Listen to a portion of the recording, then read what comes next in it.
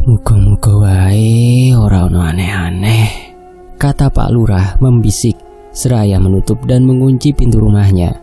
Dan setelah itu, ia pun segera beranjak menuju kamar untuk beristirahat. Semoga saja malam ini tidak ada aneh-aneh lagi. Mbak Sari dan si kecil Dito tampak sudah tertidur pulas di kamarnya, tapi tidak dengan Mas Angga yang terlihat masih terjaga. Sesekali matanya menerawangi langit-langit bersamaan dengan pikirannya yang ternyata sedari pagi berkutat pada kejadian yang sempat dialami istrinya. Beberapa kali ia terlihat memeriksa kolong ranjangnya. Sepertinya ia cukup gelisah dengan sosok yang tadi sempat merasuki istrinya itu. Malam itu, ia terjaga bersama dengan rasa takutnya yang perlahan tersingkirkan dan berganti dengan kekhawatirannya kepada istri dan anaknya. Berkali-kali Mas Angga mencoba untuk tidak memikirkan itu dan berusaha untuk memejamkan matanya. Tapi entah mengapa, semakin lama ia merasa semakin gelisah saja, yang mana itu membuatnya kembali lagi memeriksa kolong tempat tidurnya. Lebih sering dan semakin sering, hingga ranjangnya yang berdecit oleh gerakan Mas Angga yang berulang-ulang itu tanpa sengaja membangunkan si kecil Dito. Seperti balita pada umumnya, Dito terbangun dan menangis, yang mana segera ditenangkan oleh Mas Angga. Namun tak lama setelah itu, mendadak Dito minta dibuatkan susu, membuat Mas Angga pun terpaksa membangunkan Mbak Sari, istrinya. Dek, tolong ini Dito ditemani dulu.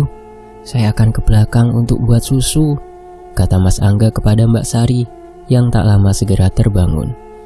Mas Angga pun keluar dan berjalan menuju dapur, membuat susu untuk anaknya dengan sedikit terburu. Sesekali ia memegang tengkuknya yang bergidik. Entah memang ada sesuatu atau hanya perasaannya saja. Setelah selesai, ia pun segera bergegas berjalan kembali menuju kamarnya. Tapi, sekira beberapa langkah ia keluar dari dapur, entah apa sebabnya, tiba-tiba mendadak tubuhnya melemas dan pandangannya perlahan berubah menjadi gelap seperti orang yang mau pingsan. Astagfirullah, ucapnya menyentak seketika membuatnya tersadar kembali. Kenapa ini? Batin Mas Angga yang tanpa sengaja melihat ke arah tangannya dan langsung menyadari botol susu yang tadi ia bawa kini sudah tidak ada dalam genggamannya. Ia pun menoleh dan mencarinya ke sekitar. Namun baru sekejap ia memutar pandang, ia segera tersentak dengan pemandangan yang kini terlihat di depan matanya. Sesosok perempuan misterius berdiri aneh di depannya, berbaju hitam dengan rambutnya yang panjang. Tawanya pekik mengikik sambil memiringkan tubuhnya ke kanan dan ke kiri.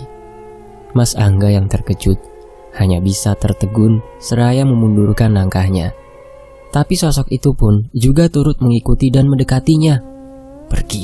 Pergi, jangan ganggu saya, ucap Mas Angga yang sekuat tenaga ingin meneriakkan itu. Namun entah mengapa yang keluar dari mulutnya saat itu hanyalah suara yang pelan. Sementara sosok perempuan itu masih dengan gelagat anehnya, dengan tertawa mengkikik dan memiringkan tubuhnya. Sosok itu pun tak henti melangkah mendekati Mas Angga, yang akhirnya terhuyung jatuh. Mas Angga pun hanya bisa merayap mundur dengan pandangannya yang seakan tak bisa berpaling dari sosok perempuan itu. Sampai akhirnya ia benar-benar bisa berteriak ketika sosok itu mendekatkan wajahnya sambil berkata, "Aku Sumirah," kata sosok itu dengan mulutnya yang lebar menganga, seraya mendekatkan paras tuanya benar-benar di depan wajah Mas Angga. Mas Angga pun berteriak sekencang-kencangnya bersamaan dengan pandangannya yang kian gelap. Mas Angga tak sadarkan diri. Masih di malam yang sama, tak selang beberapa lama setelah Mas Angga keluar dari kamar, si kecil Dito yang tadi terbangun dan meminta susu itu malah tertidur kembali. Mbak Sari yang menyadari itu sudah kepalang tanggung untuk memberitahu suaminya yang sepertinya sudah berada di dapur untuk membuat susu. Walah, malah bobok lagi, ucap Mbak Sari setelah itu.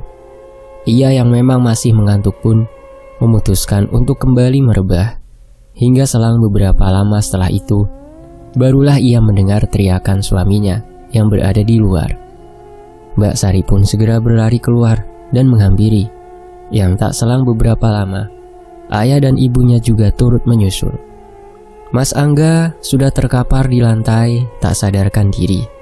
Berikut juga dengan pemandangan aneh, di mana terdapat botol susu milik Dito yang tersumpal di mulutnya. Ada apa lagi ini? Batin Pak Lurah saat itu. Mas, ucap Mbak Sari kini mencoba membangunkan suaminya. Disusul oleh Pak Lurah yang segera mencoba untuk mengangkat tubuh menantunya itu. Bawa masuk ke kamar saja, kata Lurah Prawiro sembari memegangi tubuh Mas Angga. Pak Lurah, Bu Sundari, dan Mbak Sari pun bersama-sama mengangkat tubuh Mas Angga ke dalam kamar. Tubuhnya yang besar membuat mereka cukup bekerja keras untuk membawanya. Mas Angga pun segera direbahkan dan dibaui dengan minyak angin oleh istrinya. Sementara masih di ruangan yang sama, Bu Sundari tampak tengah mempertanyakan ini kepada Pak Lurah. Pak Lurah yang jengah hanya bisa bertolak pinggang menanggapi kejadian ini. Wajahnya memerah marah, darahnya mendidih. Namun bersamaan dengan itu, terdengar samar suara berisik lirih di depan rumahnya. "Shh, dengar tidak?" kata Pak Lurah. Dan srek, kresek. Suara berisik itu terdengar lirih di antara keheningan yang sepertinya bersumber dari depan rumah. Sejenak mereka semua saling pandang dan mencermati, dan tidak salah lagi, suara itu memang benar-benar terdengar. "Jangan-jangan," kata Bu Sundari yang menerka bahwa suara itu berasal dari kantong plastik yang beradu. Pak Lurah yang ternyata mempunyai pikiran sama dengan istrinya itu pun segera keluar dari kamar, seraya menyambar golok yang tergantung di tembok ruang tengah. Ia pun berjalan mengendap menuju ruang tamu. Sesampainya di ruang tamu, Pak Lurah pun langsung mendekati jendela. Dengan pelan dan hati-hati, ia sedikit menyingkap tirai untuk melihat apa yang ada di depan rumahnya. Matanya pun menerawang dan segera berhenti di suatu titik. Ternyata benar dugaan itu, ada orang yang berada di halaman rumahnya. Orang itu kini tengah jongkok sambil menghisap rokok. Siapa itu? Batin Pak Lurah mengernyitkan dahinya karena minimnya pencahayaan membuatnya tak bisa memastikan siapa orang itu. Jantungnya berdegup kencang. Tangannya yang menggenggam golok pun sudah gemetar. Hingga Pak Lurah yang sudah tak bisa menahan amarahnya pun segera memutar kunci dan membuka pintu. "Woi, mau apa kamu?" kata Pak Lurah menyentak. Orang itu terkejut dan langsung berlari keluar. Pak Lurah melemparkan goloknya dan sepertinya sempat mengenai bagian punggungnya. Namun orang itu tetap saja terus berlari dengan sangat cepat. Pak Lurah yang sudah berumur itu pun tak mampu mengejarnya dan langsung kehilangan jejaknya beberapa meter saja dari jalanan depan rumahnya itu. Sementara itu Pak Lurah tampak berjalan tengah memungut golok yang tadi sempat ia lemparkan itu. "Siapa ya tadi itu?" ucapnya sendiri sambil berjalan kembali menuju rumahnya. Terlihat Bu Sundari istrinya sudah berada di depan dan dengan wajah penasaran, ia pun segera bertanya. "Sopo Pak?" tanya Bu Sundari yang sudah berdiri menunggu di ambang pintu. "Tidak tahu Bu, saya belum sempat melihat wajahnya dengan jelas," jawab Lurah Prawiro yang nafasnya masih terengah. "Kismo?" tangga Bu Sundari. "Bukan Bu, kalau Kismo saya hafal, kan badannya besar. Kalau ini perawakannya kurus dan kecil kok," jawabnya seraya masuk ke dalam rumah. Lurah Prawiro pun masuk dan meletakkan goloknya di meja ruang tengah. Tanpa ia sadari, ada sedikit bercak darah di bilah golok itu. Istrinya yang malah tak sengaja melihat itu pun langsung bertanya, "Apa ini Pak? Apa tadi orang itu kamu bacok?" tanya Bu Sundari yang seketika membuat Lurah Prawiro berhenti berjalan dan berbalik memeriksa golok itu. "Tidak Bu, tapi tadi memang sempat saya lempar dan sepertinya mengenai punggungnya, jawab Pak Lurah yang kembali memegang goloknya sambil mencermati bercak merah itu. Namun, belum sampai berbincang banyak, secara tiba-tiba bau minyak mayat melewati hidung mereka. Lagi-lagi Bu Sundari yang pertama menyadari itu. Pak, sampean mencium bau enggak Pak? Tanya Bu Sundari sambil mengenduskan hidungnya. Iya benar Bu, jawabnya tersentak dan langsung bergegas ke teras rumahnya sambil membawa senter baterai sebagai pencahayaan. Sesampainya di depan, Pak Lurah pun segera memeriksa lantai teras rumahnya itu. Ia runut di setiap jengkalnya. Awalnya ia tak menemukan hal yang ia sangkakan, sampai akhirnya, "Ada Pak?" tanya Bu Sundari yang beberapa saat kemudian menyusul ke depan. "Tidak ada Bu, tapi kok masih berbau ya?" jawab Pak Lurah sembari mengarahkan senternya ke arah halaman depan rumahnya. "Iya bener, masih berbau Pak," kata Bu Sundari yang mana bersamaan dengan Lurah Prawiro yang menghentikan cahaya senternya pada salah satu sisi pekarangan depan rumahnya itu. Terlihat sebuah kantong kresek hitam tergeletak di sisi yang tengah Pak Lurah sinari, dan tanpa berpikir lagi, ia pun langsung bergegas memeriksa bungkusan itu. "Hah, apa itu?" batin Lurah Prawiro sambil berjalan menghampiri. Ia singkapkan bungkusan itu secara perlahan dengan pucuk goloknya, dan benar saja, seperti apa yang ia kira-kira, bungkusan itu berisi tanah basah yang berbau minyak mayat. "Mulai lagi Bu," kata Lurah Prawiro kepada istrinya dengan sedikit lantang. "Anjuk piye iki Pak? Terus bagaimana ini Pak?" kata Bu Sundari yang juga kini ikut mendekat untuk melihat bungkusan itu.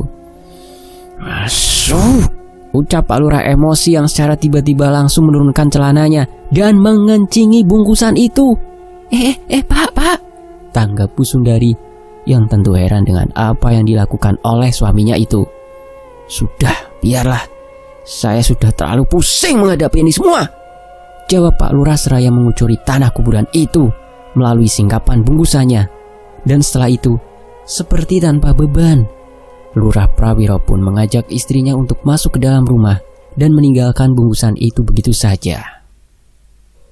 Waktu sudah menunjukkan pukul 2.30 dini hari. Pak Lurah dan istrinya kembali lagi memeriksa keadaan anak, mantu, dan cucunya yang berada di dalam kamar. Mas Angga, sang menantu, tampak sudah sadar dan kini terduduk di atas ranjang, di samping si kecil Dito yang tertidur pulas. Wajahnya masih terlihat linglung, mencerna kejadian yang baru saja ia alami. Tapi meski begitu, setidaknya ia sudah sadar dan tampak baik-baik saja. "Di depan ada apa Pak?" tanya Mbak Sari kepada ayahnya yang baru saja masuk ke dalam kamar. "Tidak apa-apa, sudah, sekarang istirahat lagi saja. Bagaimana Angga?" alih Pak Lurah mencoba untuk membelokkan topik pembicaraan.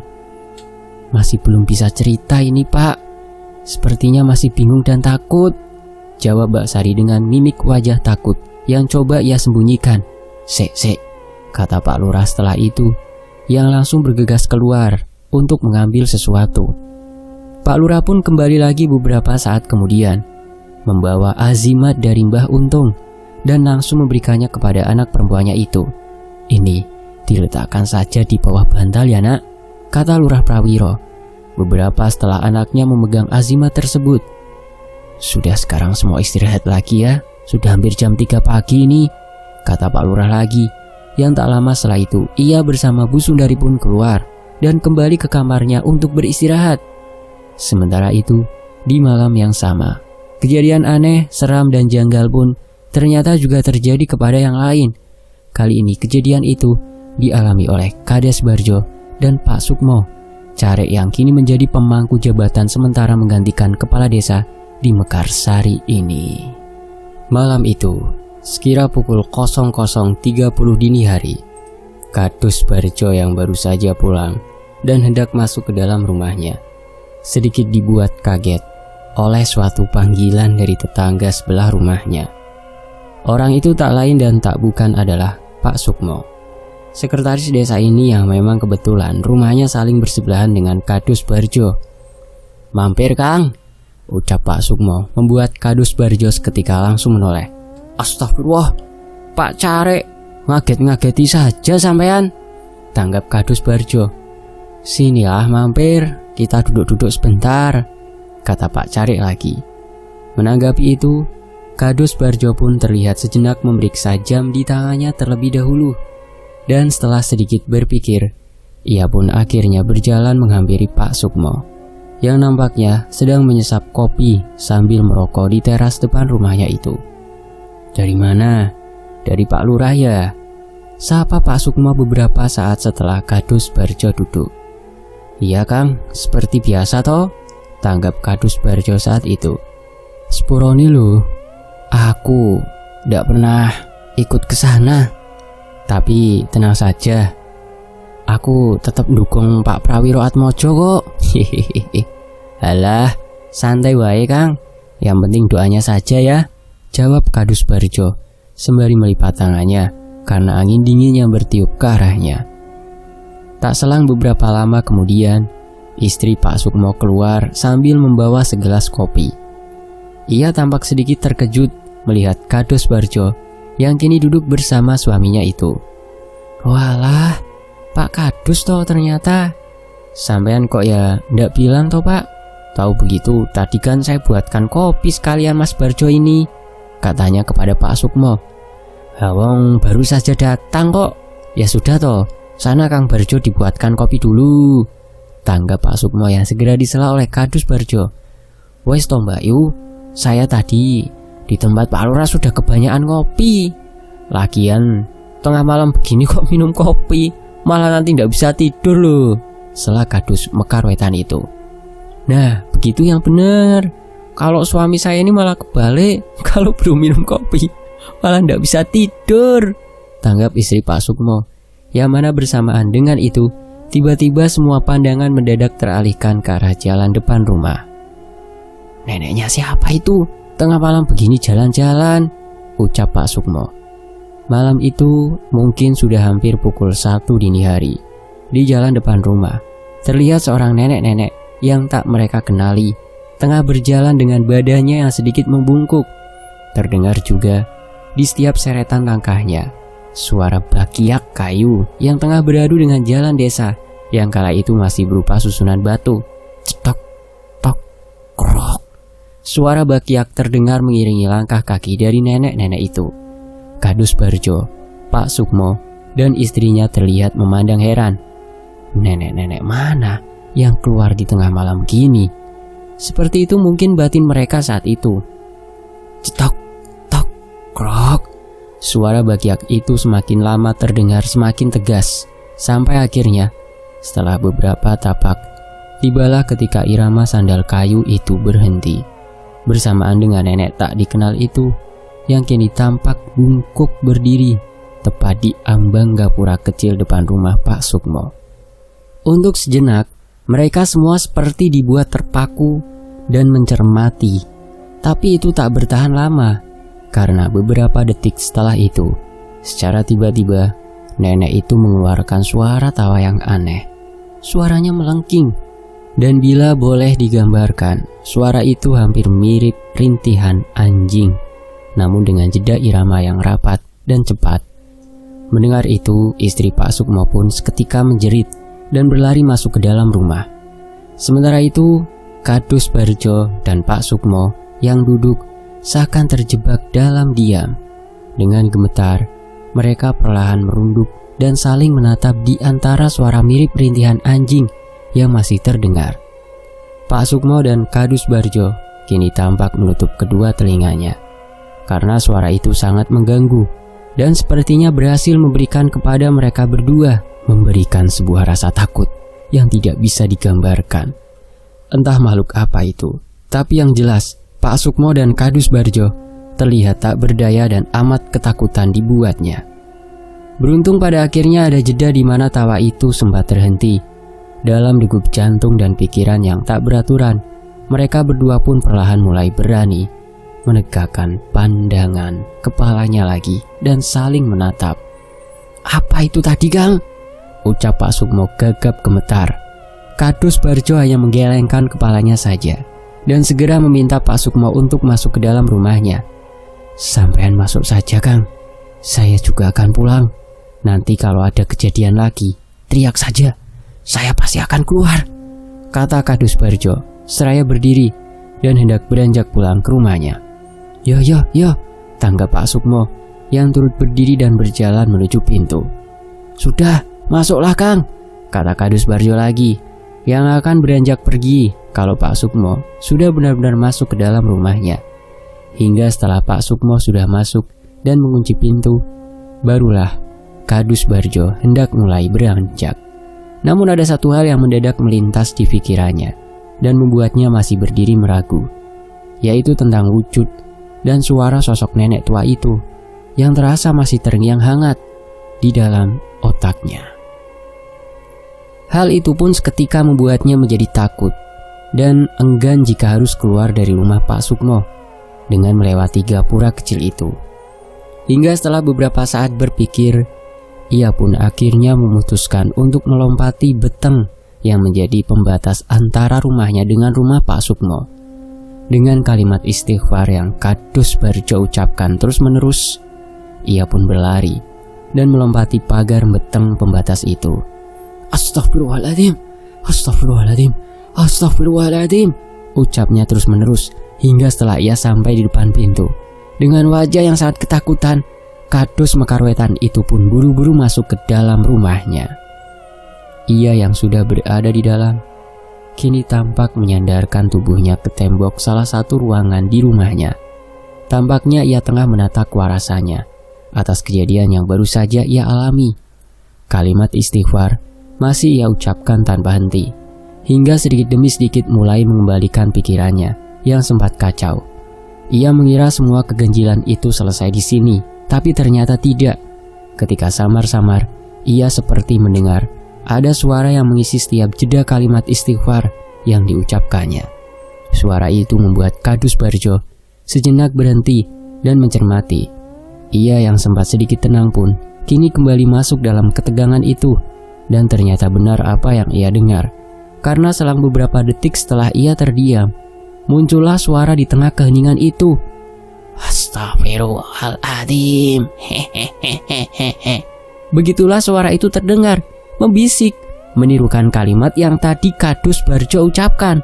Yang mana kali ini suara itu terdengar dengan nada yang seakan-akan mengejek. Ditambah lagi dengan keheningan malam itu yang tentu membuat suara itu semakin terdengar jelas. Ya Allah, teriak Kadus Barjo sambil berlari dan masuk ke dalam kamarnya, melompat ke atas ranjang dan membenamkan kepalanya di balik bantal. Tolong bu, tolong bu, tolong, ucap Kadus Barjo dari balik bantalnya kepada sang istri yang sudah tertidur dan berada di ranjang yang sama.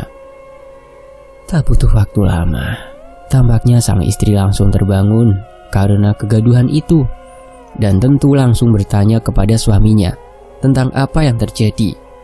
Kenapa toh pak? Kata istrinya. Aku diganggu maneh, aku diganggu maneh, jawab Kadus Barjo yang masih bersembunyi di balik bantalnya. Dan disinilah kejanggalan yang tak disangka-sangka pun kembali terjadi, diawali oleh tersingkapnya bantal yang menutupi kepala Kadus Barjo secara tiba-tiba. Harusnya secara nalar istrinya lah yang menarik bantal itu, tapi ternyata tidak. Karena apa yang Kadus Barjo lihat setelah bantalnya tersingkap bukanlah istrinya, melainkan sosok nenek tua yang saat itu langsung berkata kepadanya, diganggu apa toh? Itulah kata yang didengar oleh Kadus Barjo sebelum ia akhirnya tak sadarkan diri. Pagi menjelang, Kadus Barjo terbangun dari tidurnya. Ia langsung memijit kepalanya yang pening, bersama dengan ingatan hangat tentang nenek tua yang semalam menghantuinya. Apa saya cuma mimpi ya? Batin Kadus Barjo yang menjadi bingung membedakan keadaan. Tak lama kemudian, terdengar salam dari luar. Assalamualaikum. Suara itu adalah istrinya yang baru saja datang, yang mana seketika itu membuatnya menjadi ingat kalau kemarin sore istrinya sempat pamit untuk menginap di tempat saudaranya di luar kampung karena ada acara hajatan. Oh, apa semalam yang ada di atas ranjang ini memang dedemit ya? Batin Kadus Barjo yang langsung beranjak keluar dari kamarnya. Sang istri memandangnya dengan heran. Alisnya mengkerut seraya berkata, "Sampean itu habis ngapain? Kok bajunya kotor semua begitu?" tanya sang istri yang melihat baju Kadus Barjo yang berwarna putih itu penuh dengan lumpur yang mengering. Kadus Barjo tampak bingung menyadari itu. Ia yang setelah itu hendak merangkai kata-kata untuk menanggapi, mendadak dibuat urung oleh kedatangan Pak Carik Sukmo yang tiba-tiba tergopoh masuk ke dalam rumahnya. Tetangga sebelah rumahnya itu tampak panik mengabarkan sesuatu yang ia temukan di teras rumahnya. "Saya sepertinya sudah ikut terseret, Kang," ucap Pak Carik Sukmo yang setelah itu mengajak Kadus Barjo untuk keluar dan melihat sesuatu yang ia temukan pagi ini. Apalagi kalau bukan ceceran tanah yang berbau minyak mayat itu. Melihatnya, Kadus Barjo hanya menghela nafas dan segera menyuruh Pak Sukmo untuk mengepel lantai teras rumahnya dengan air kelapa hijau. "Sudah, itu dibersihkan saja terus dipel dengan air kelapa hijau. Sudah saatnya sampean ikut saya ke Pak Lurah," kata Pak Kadus Barjo kepada Pak Carik Sukmo. Entah tanah kuburan itu disebar, yang jelas asumsinya kemungkinan itu dilakukan selepas pukul 2 dini hari. Mengingat sebelum itu, Kadus Barjo, Pak Sukmo dan istrinya sempat mengobrol hingga kemunculan sosok nenek tua yang akhirnya membuyarkan pembicaraan mereka di teras rumah Pak Sukmo itu. "Seumur hidup baru semalam saya melihat demit, Mbak Yu," ucap istri Pak Sukmo kepada istri Kadus Barjo dalam obrolan teras pagi itu. Yang mau tak mau berlanjut dengan kilasan cerita tentang perwujudan sosok nenek tua yang terlihat semalam. Pembicaraan pagi itu menjadi cukup serius dan berakhir dengan konklusi bahwa kemungkinan yang sekarang diincar bertambah satu lagi, yaitu Pak Sukmo dan keluarganya. Pagi pun berganti siang. Orang-orang penting dari kubu Lurah Prawiro kini kembali berkumpul. Mbah Gotro, Pak Karim, Pak Warso, Mbah Suyuti, para kadus-kadus dan Pak Sukmo kini tampak duduk bersama di ruangan utama. Hampir semua orang yang ada di situ datang dengan membawa keresahan yang sama, yaitu tentang ceceran tanah kuburan yang kini kembali mereka temukan di depan rumahnya. Gangguan yang mereka alami juga cukup beragam. Dari penyakit yang tiba-tiba datang, suasana rumah yang menjadi tidak baik, dan juga teror lelembut yang berpurwa rupa. Pak Karim contohnya, ayah dari Kang Kuriman itu, terlihat menyingkap lengan bajunya dan memperlihatkan ruam lebam yang muncul di lengannya, hampir persis seperti apa yang terjadi kepada anak Kang Saleh tempo hari. "Saya itu semalam ketindihan, mimpi dinaiki oleh hantu wewe yang tingginya 2 meter kurang lebih. Terus bangun-bangun, aduh sudah seperti ini," kata Pak Karim yang kini juga membuka kancing kemejanya dan memperlihatkan sebagian dadanya yang ternyata juga penuh dengan ruam lebam itu. Yang terjadi kepada Mbah Gotro juga tidak kalah aneh. Beliau mulai menyadari dan mengaku selama ini kalau sedang berada di rumah rasanya hanya ingin marah-marah saja. Puncaknya adalah tadi pagi ketika ia memarahi dan menalak cerai istrinya hanya gara-gara tak sengaja mematahkan pipa tembakau cangklong miliknya. Lampuh, setan belang opo sing mampir di pikiranku. Untung saja saya langsung sadar setelah ditampar oleh istri. Lagian sangat tidak lucu kalau kakek nenek seperti saya ini tiba-tiba bercerai, kata Mbah Gotro yang tak acap langsung mengundang tawa kepada semua orang. Pak Sukmo segera menyela di tengah tawa, menceritakan keluhannya atas kejadian semalam bersama Kadus Barjo. "Saya sekarang sepertinya sudah ikut terseret, Kang Mas." Bersambung, Carik Sukmo dan Kang Barjo akan dapat kiriman apa lagi? Dan maharnya itu apa sih kepada makhluk-makhluk tersebut yang dikirimkan oleh yang katanya dari Juragan Wiryo? Sehingga makhluk-makhluk itu sangat senang sekali menjalankan perintah dari sang dukun dari pihak Juragan Wiryo. Nantikan kelanjutannya hanya di Fakta Sejarah. Terima kasih Mas Agil, terima kasih teman-teman. Mas Agil juga menulis kisah-kisah yang tempo dulu ya, yang ada di karya karsanya juga. Nanti teman-teman juga mampir ke akun karya karsa beliau ya. Kalau di situ berbayar, tapi eksklusif dan lebih lengkap tentunya. Fakta Sejarah pamit. Wassalamualaikum warahmatullahi wabarakatuh. Nanti link karya karsa Mas Agil ada di deskripsi ya. Sampai jumpa di bagian berikutnya, tetap di Fakta Sejarah. Nantikan kelanjutannya ya, hanya di Fakta Sejarah. Lemah Kuburan bagian ke-7 nanti.